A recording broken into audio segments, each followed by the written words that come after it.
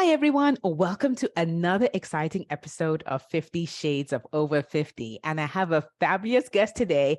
Her name is Neesha Meminger. Welcome. Hi, so nice to be here. I'm so glad you're here. So one of the first questions I would like to ask you is, how old are you? I'm 50, fabulous 3. Yay! Great, great, great. And so let's dive in. So with regards to aging, how has that been for you? Like, especially after you turn 50, or maybe even before then, you notice differences. Like, Yeah. tell us, like, what are your thoughts?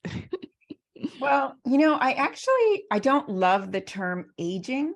Okay. I know on your Instagram, you talk about why you don't like the term getting older, and you Yes. say you like getting bolder better, which I Yeah. love.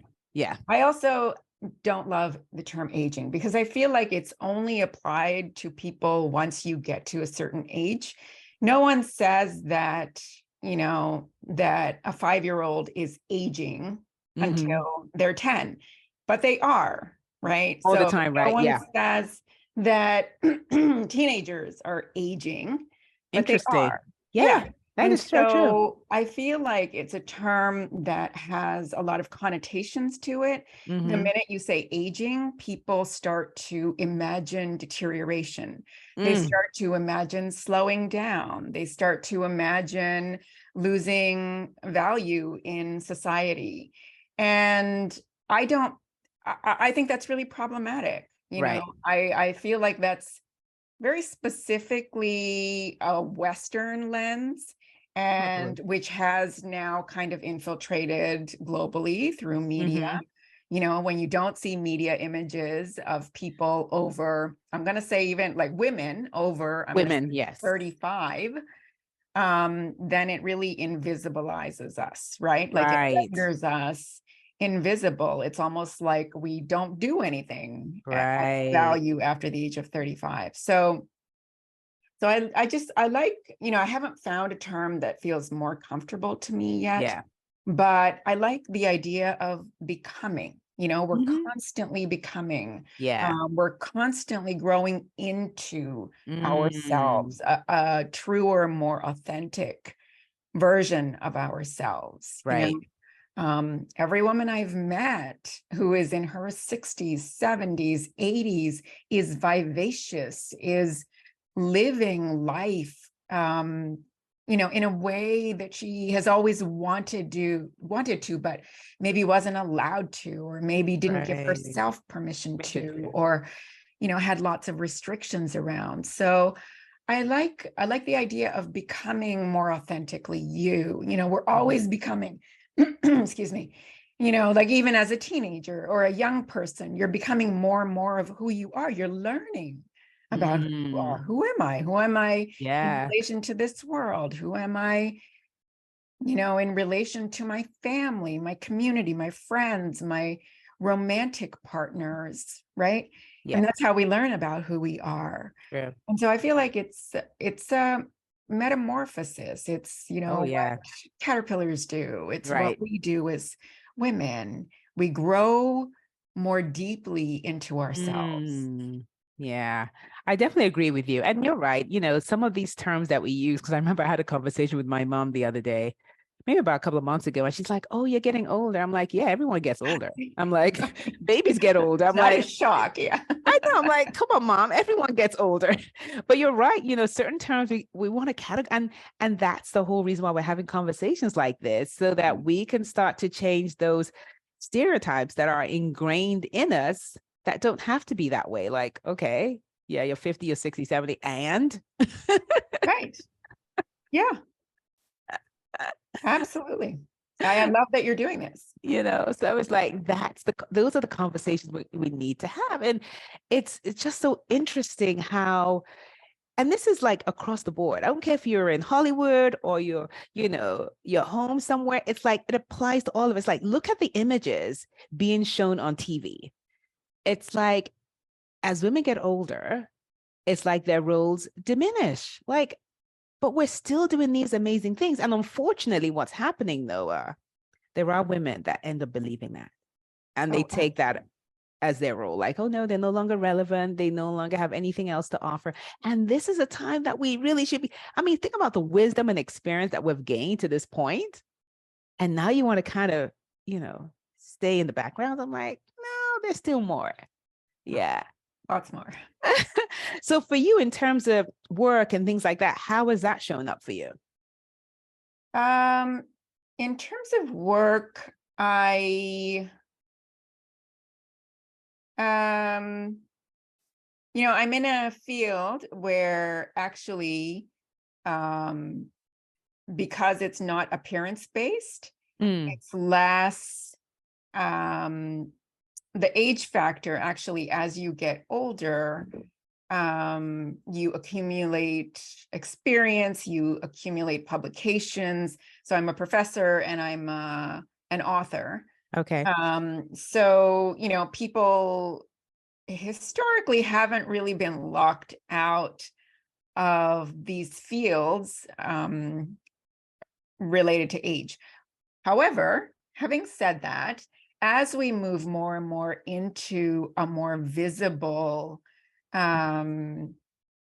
sphere, where there's social media, there is, if you want to market your books, you have to put yourself out there. You have to have some sort of a social media presence.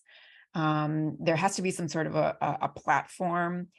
And so I find a lot of times when I am on panels, or maybe when I'm in conversation with other authors, there's definitely a difference in terms of me being a woman over 50 on a panel with other authors who are 20 somethings or even 30 somethings, and the amount of focus and tension that goes on them versus the focus and attention that maybe is put on me. So absolutely, I loved what you said earlier about the fact that, sometimes women also internalize these ideas around age and limitations that are placed on us around age.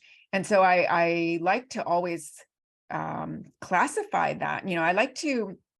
It's what I do with my students. I encourage them not to think in terms of identity and individuals. I encourage them to think in terms of systems. And so we have a system that prefers and gives certain privileges based on, specifically to women when they're in a certain age category, and girls are excluded from that, right? Like young girls. So it's only women when they are attractive to men, heterosexual men specifically. Right. So it's the male gaze. So once you are thought to be outside of that, you're no longer sexually desirable, let's say, then your value decreases somehow. And, which is a complete fallacy. Every woman I've known in her 60s and 70s is having the best sex of her life. Completely more fulfilled than she's ever been. But yeah, so it's a systemic thing, and anyone can support it, including women. Like women, also older women can support it. I've been told by older women, I've been scolded. Oh, really? Why? By older women for, my clothing choices, for the way that I dance, Really? And tell me more about that. Wow. Well, the early days of TikTok. In the early days of TikTok, there was a lot more dancing, and where a lot of popular songs were available for you to be able to lip sync to, and I was having a lot of fun with it. I came on, I did a lot of dancing. My daughters were on it, and so we would, my daughters are older. We would dance together, and it was just fun. And I'm someone who is sometimes I like to say that I'm shameless because I don't support the idea of shame Mhm. around body, around Right. sexuality. And Yeah. so, I feel that it's important for us to embrace who we are. It is part of our humanity. And why do some people get to be sexual and others less so? Right. So I was very much embracing my sexuality. When you dance, Mhm. it is a sexual thing. Mhm. It is a body thing. It's a sensual thing. Yeah. And so, the more comfortable you are with your sensuality, the more in the dance and Right. movement you are, right? Right. So I was doing that and I would get comments. I would get comments from women of all ages. Definitely, the youngsters will be like, okay, grandma, or, you get those kinds of Yeah. comments that try to dismiss you or Mm. put you back in your place, whatever place they That think is, I know you that's should exactly what be. came to mind when you said Yeah. that, whatever that place is. Yeah. Whatever that might be in their heads. But then I would also get, South Asian women. This is a big thing within the South Asian community. When, I once had a young South Asian woman comment on one of my dance videos. Mhm. She said, her comment was, talk about mutton dressed as lamb. Mm. And I thought, huh, Mm. which reeked to me of like cultural, um it was like steeped in these ideas of when you're older, you're supposed to stop wearing vibrant colors. You're Mm. supposed to not be sexy, not be sexual, not Mm. be those are reserved for women of certain ages, between certain ages. Mm. You So see that a lot interesting. in, you see that a lot in Bollywood movies also, the main media machine in India. I'm sure Yeah. you're familiar with it. Of course. Oh yeah. Yeah. Yeah. Yeah. Yeah. That's so interesting. And what do you normally do? Do you respond? What do you do? I think her in that, it's case by case.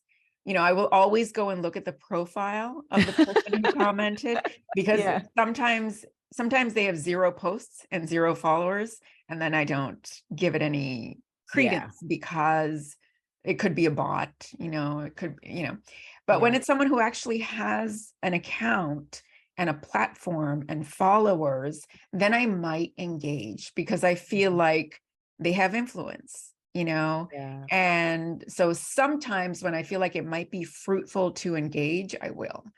Right. But if I'm dealing with someone who on their account, they're obviously misogynist or very racist, or, clearly I won't get anywhere, it'll just be a waste of my time, then I won't engage. Right. That's interesting. So for you though, so let's look at the cultural aspect. How has that influenced you? Oh gosh, how does it not? Right? Oh my goodness. And talk about the clash in cultures, Right. or like the clash, or also where they align, right? So South Asian culture, which was the culture of my home life, I was deeply steeped in that, which was Bollywood, Hindi films, Yeah. which has a tremendous impact globally. Many Americans might not realize how much of a global impact Bollywood has. Mhm. But, everyone in South America, Africa, Europe, Oh yeah. Asia knows Oh Bollywood, yeah. Oh has yeah. seen Bollywood films, know the actors, Oh yeah. um, so that was my home environment. And Mm. then outside in the world was a very Western Americanized environment. Mm. And there were many areas where those clashed. And then there were many areas where they aligned. And the alignment was around things like age, sexism, misogyny. Those things, Mm. both my cultures held dear. um, So, some of the things that didn't align were, and did align, interestingly, were ideas of beauty and what's considered Oh yeah. attractive, right? And light skin is a commonality, Mm, but then body type is not. Right? Like right. I grew up watching heavier women in Bollywood, and that has been steadily changing. Right. Now the body type is much thinner, much more Mm, Hollywoodized. But it's been a slow progression, and there mm, are still images of bigger women in right. Bollywood. Um, so yeah, there's, around age, I would say there are a lot of similarities. Mm.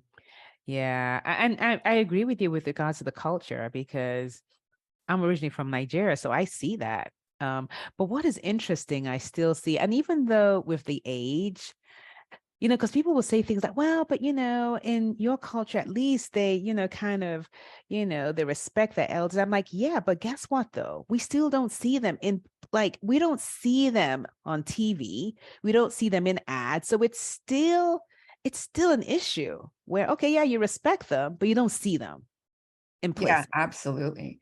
And I, Mhm. I see that contradiction also. On the one hand, the actual underpinnings of the culture is Right. really based on elder wisdom and regard for Right. experience. Um, and I grew up with that, respect your elders. You don't talk back to your parents. You don't talk back to your uncles, aunts, grandparents. Like, you don't do that. And it's a respect thing, and it's instilled deeply within you from childhood, where you honor your elders. Right. And I really think that that is something deeply ingrained in the Mhm. culture. And at the same time, we're now heading into this sphere. And this is what I was talking about in terms of like the Westernization, the Western lens, where, and Hollywood also has tremendous impact, Oh yeah. right? It has global reach. So Right. if Hollywood is not casting women over the age of 35 to play leading roles, important roles, they're not casting women of color for like anything, or it's the same three that we see in Right. everything, then those are the images that are also broadcast globally True. Yeah. and then begin to shape culture, right? Media Yeah. shapes culture. Things like books, like the books that I write, books, are currently being banned in the US. And that is Mhm. because they contain ideas and representations that might not align with the dominant narrative. And so, we have to, so a lot of that, I think, then seeps into a lot of these indigenous cultures, which have historically honored wisdom, experience, and elders. Right. But with many of these images coming in from mega media giants like Hollywood, Right. that's shaping a lot of indigenous cultures and Yeah. views. Yeah. Um, and it's sad. And I know that there are people working within the industries to try to change this.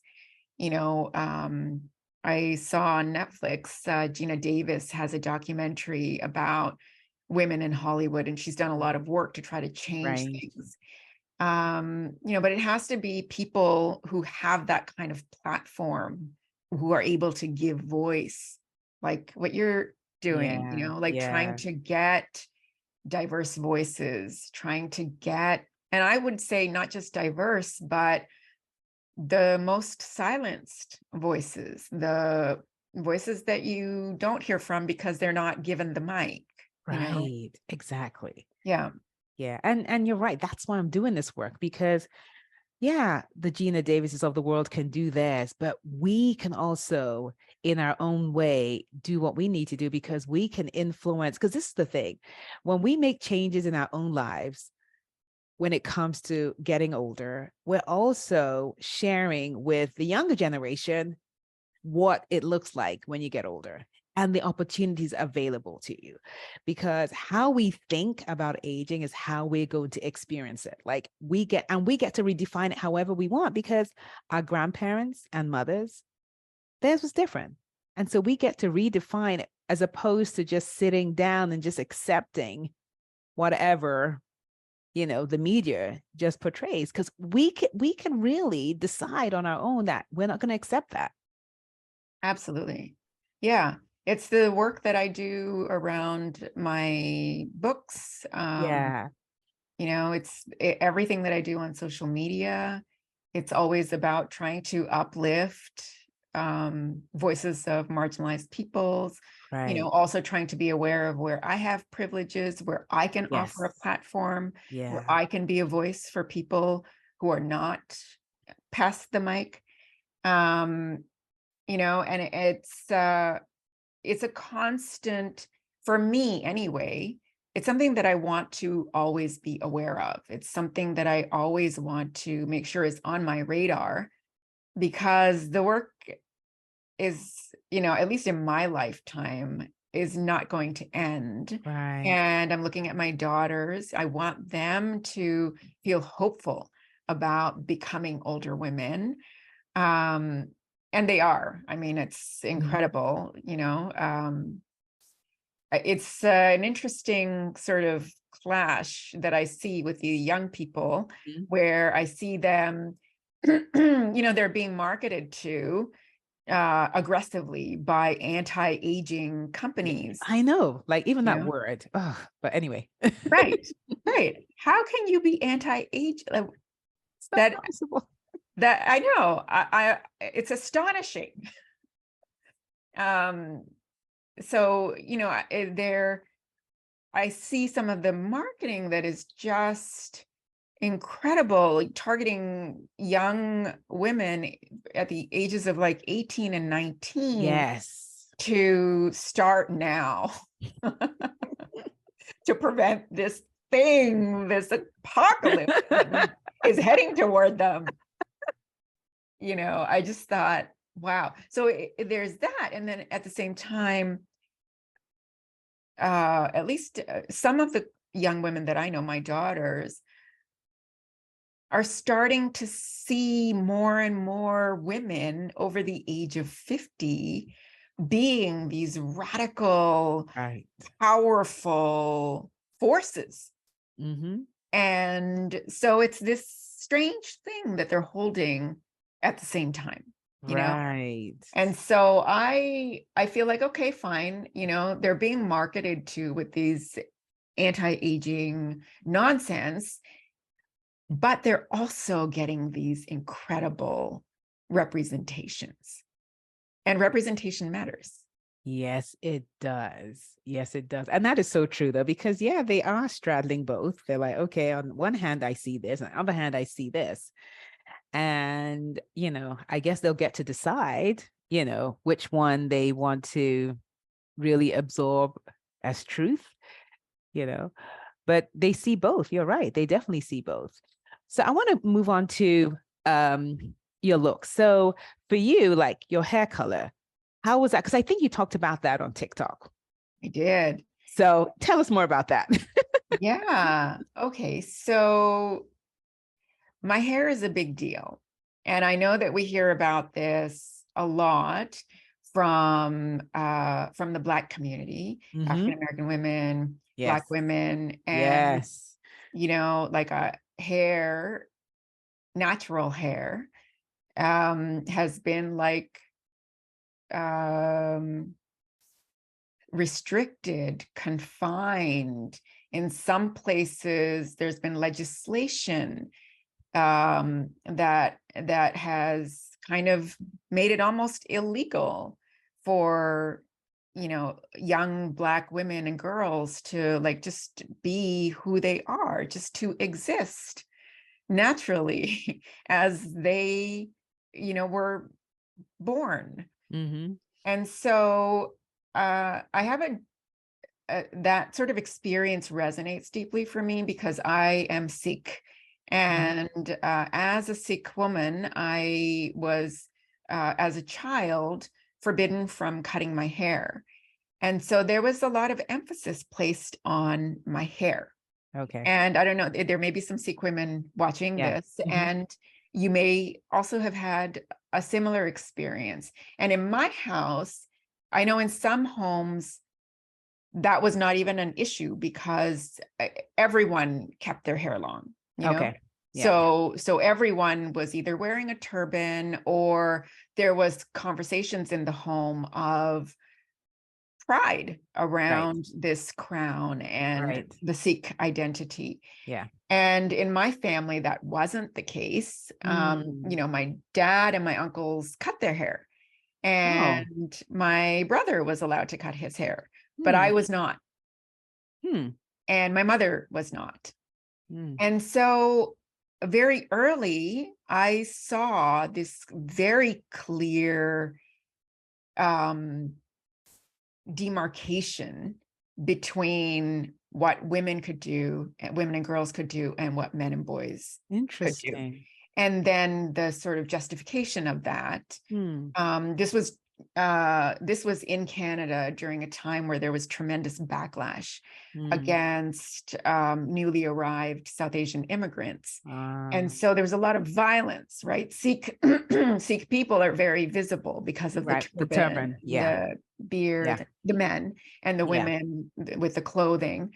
And so because of our hyper visibility, there was a lot of brutality and violence that my generation witnessed at that time. Still happening after 9/11. My first book was about post 9/11 Sikh experience. So also, and temples were being firebombed, and which is kind of it's almost like there's a playbook around racism or that sort of violence that goes with otherizing a group. Right. You hit their houses of worship, you threat of violence or actual violence. And so so there was definitely that going on. And so the justification was, well, the men have to go out and get jobs. Right. And so they have to assimilate. But we didn't. So that, so it was a flawed logic there. And as a child, children are very perceptive. They're far wiser than we give them credit for. Yeah. And so I learned very quickly that, there are some things that I can't do. And I was the only daughter. Oh, wow. Okay.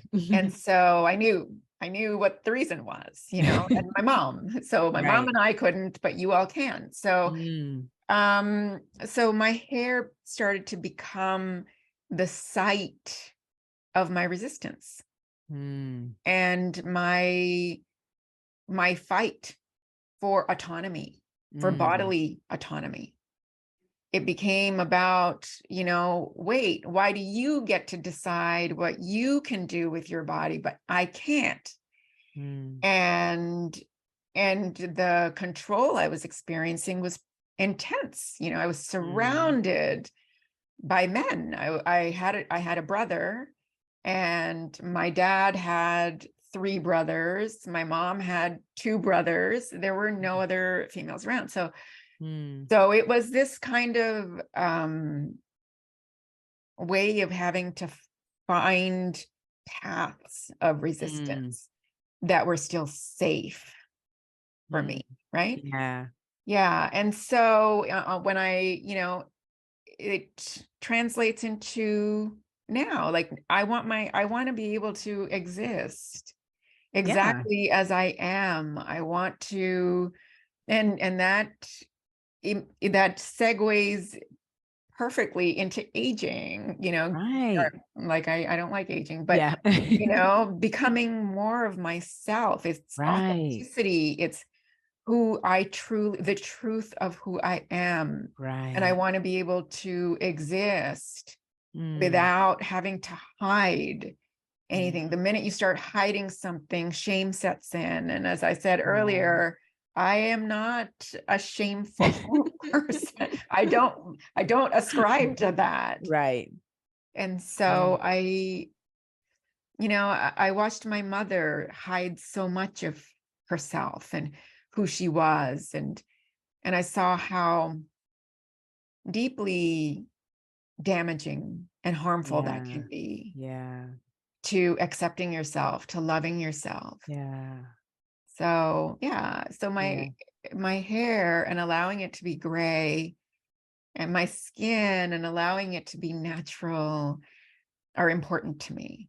And that doesn't mean that I might not change my mind at some point. I will never judge anyone for decisions that they make, because ultimately, again, I think the goal is bodily autonomy. It's your body. Right. Yeah. And you know what? I love what you said about your mom, and that's one of the reasons why I do this show. I want to help women realize that they can give themselves permission to just be.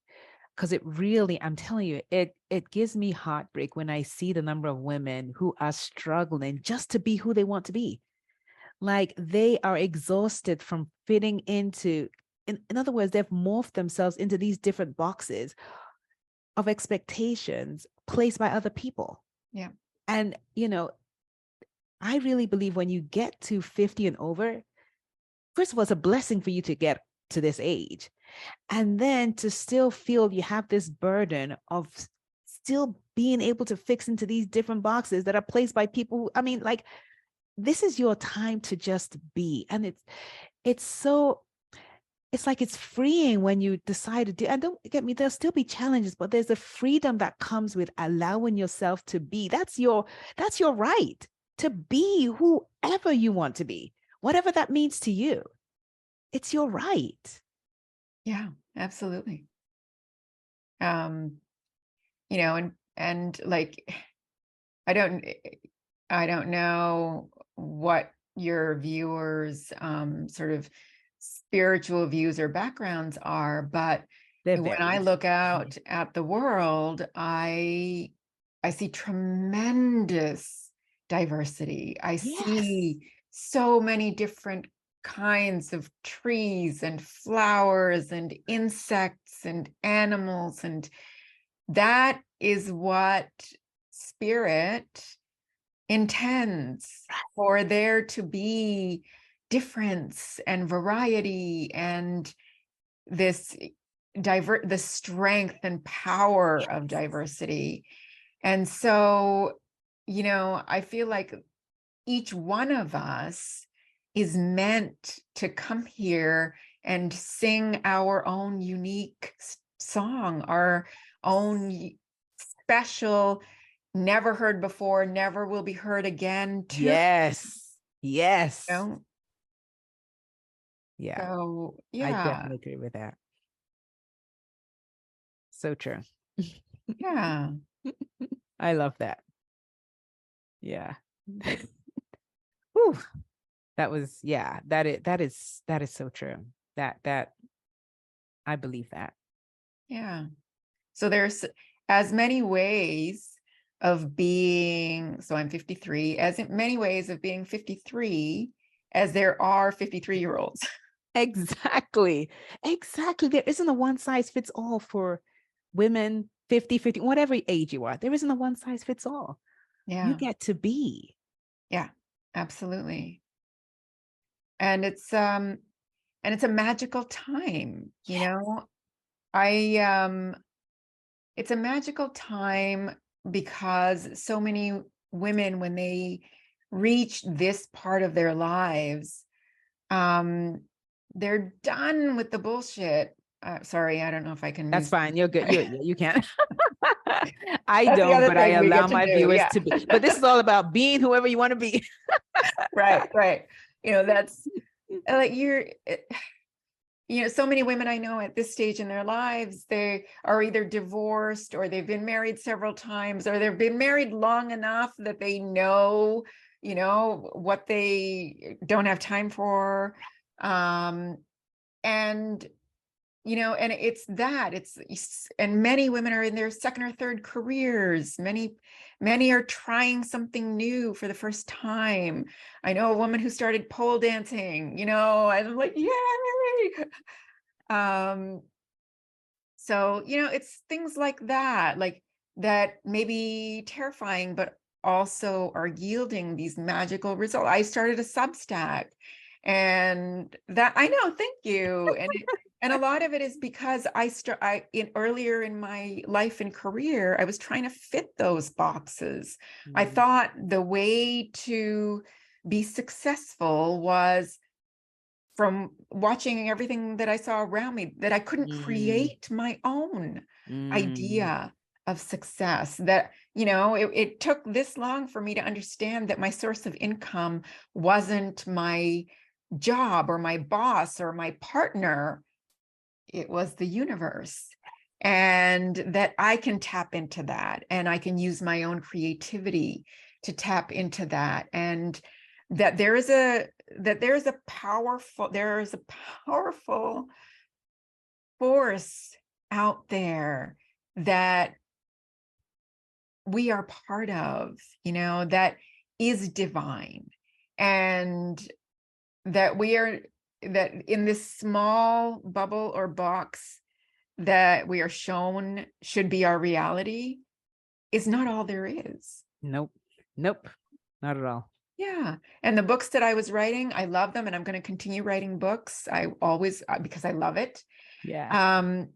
But I don't have to try to fit into the publishing industry, which ultimately is still corporate and profit driven, and doesn't necessarily see that I might be marketable, that I might have something to offer to the masses.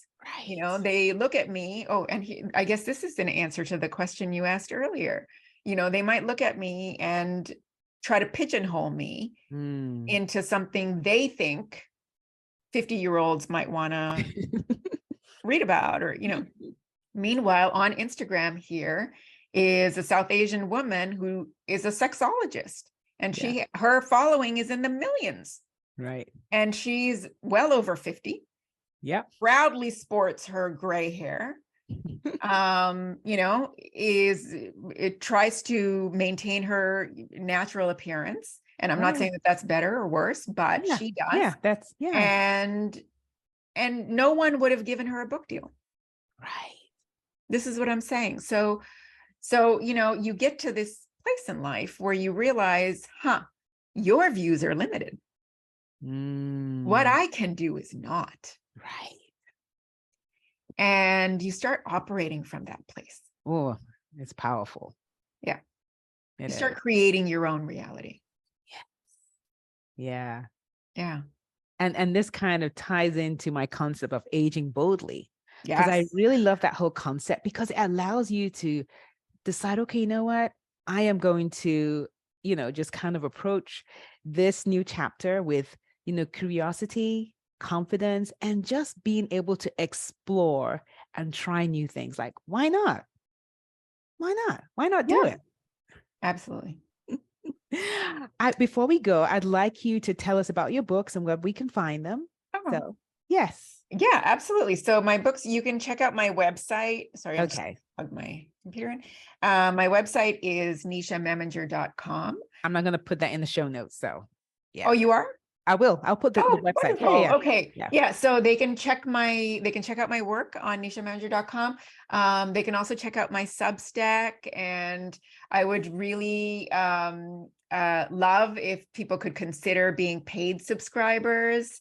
It would be for the price of like one coffee a month. And you would get my writing and also podcast, and to be able to interact with the community. And I would write about a lot of the things that I don't necessarily want to share with a wider public audience. Just things like family secrets. They can learn more about that. I learned very recently that my parentage wasn't what I thought it was. So that's something that I read at the age of 50. Something new. Yeah. So, those kinds of things. And I would love to see more and more fabulous women who are growing into their authenticity and boldness join the community. So love that. So you yeah. heard it. She gives exclusive content. Yes. So when you join the membership, on Substack, you will get exclusive content. Absolutely. Yes. Yeah. And I think that one is neeshamem.substack.com. Now, can they get to the Substack through your website? I don't. Okay, so I'm going to get that information from you there, just so they know that. I'm going to do that though. I'll make sure to add that on my website. If they look at the blog posts, the most recent blog post will have a link to the Substack. Okay, sounds good. Yeah. Yay. Thank you so much. You know what? Thank you so much for coming. I enjoyed this conversation, and I know the viewers enjoyed it too. So thank you so much. Really appreciate it. And by the way, for those listening, I found her on TikTok. So for all those that think TikTok is just for young people, you're so incorrect. Yes, absolutely. TikTok is for everyone. And thank you for this community. Oh, you're creating welcome. This space. Thank you. Yeah. All right, everyone. Thank you so much for listening. And I hope to see you next week on another episode of 50 Shades of Over 50. Hi, I'm Kwavi, host of the show 50 Shades of Over 50. I help women in their 50s through 99 have the audacity to age boldly so they can experience better health, better relationships, and better careers than in their 20s and 30s, utilizing Japanese and Jewish ancient principles. If you'd like to learn more about how you can experience better health and relationships, visit my website, www.kwavi.com, for more details. I can't wait to hear from you.